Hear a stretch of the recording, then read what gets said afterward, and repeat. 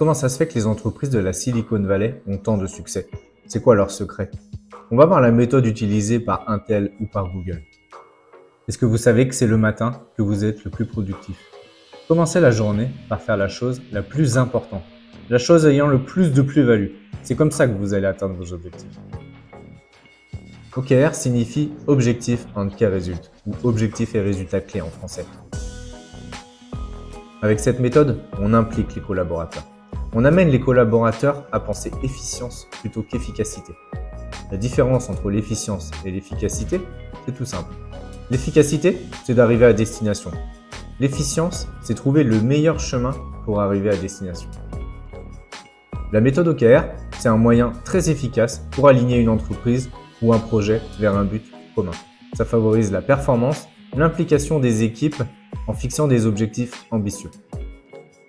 La méthode OKR a été créée par Andy Grove, qui était PDG d'Intel dans les années 70. Dans les années 70, Intel était confronté à une très grosse concurrence. Il a mis en place ce système pour mesurer de façon transparente les objectifs. Intel a du coup gardé sa position de leader du marché et a continué sa croissance. À cette époque-là, il y avait John Doerr, qui travaillait chez Intel, qui était un apprenti. John Doerr, 20 ans après, était un investisseur de Google dans les premières années de Google. Il avait vu l'intérêt de cette méthode-là chez Intel et a voulu déployer cette méthode chez Google.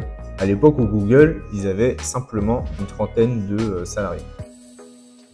Grâce à cette méthode-là, l'entreprise a pu continuer sa croissance fulgurante et continuer à travailler sur de nouveaux produits dans la recherche, etc. La méthode OKR a plusieurs avantages et intérêts. On va en voir 5. Le premier, l'alignement stratégique. OKR permet d'aligner les objectifs individuels et d'équipe avec les objectifs globaux de l'entreprise. La clarté, la transparence pour partager une vision claire sur ce qui doit être accompli. L'agilité, la flexibilité pour s'adapter rapidement en ajustant les objectifs trimestriellement. La motivation, la responsabilisation pour stimuler la motivation et responsabiliser les collaborateurs et les différentes équipes. Et enfin, l'amélioration continue. En se fixant des objectifs tous les trimestres, ça permet d'avancer très rapidement. Comment mettre en place cette méthode? Déjà, il faut définir les objectifs de l'entreprise. L'objectif global, qui sera commun à tous et qui sera ensuite décomposé à toutes les équipes. Les objectifs, le quoi, est significatif. Il doit être concret, orienté vers l'action et stimulant. Les résultats clés, le comment, doit être précis, limité dans le temps, mesurable et vérifiable. Tout ça doit être formulé en mode SMART, spécifique, mesurable, atteignable, réaliste et temporel. En effet, si on se dit qu'on doit faire mieux sur le prochain trimestre ou progresser, ça veut rien dire. Il faut que ce soit mesurable. Donc, donner des chiffres et des statistiques. Il faut décomposer les objectifs en résultats clés, le KR. Ça permet d'indiquer si l'objectif il est atteint. Communiquer et aligner avec tout le monde. Et suivre, réviser tous les trimestres les objectifs. On va faire comme si on était un service client. Notre objectif, ce sera d'améliorer la satisfaction client. Donc ça, ce sera notre objectif.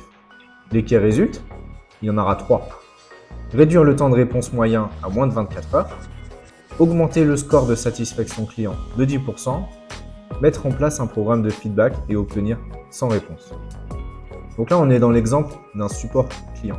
Mais on aurait pu très bien affecter aussi des objectifs aux équipes de développement, par exemple, pour qu'il y ait moins d'anomalies sur le produit. En ayant moins d'anomalies, ça aura forcément un impact sur l'équipe de support client. La méthode OKR, c'est un outil puissant pour aligner les objectifs communs dans l'entreprise ou le projet. Les objectifs doivent être ambitieux, mesurables et transparents.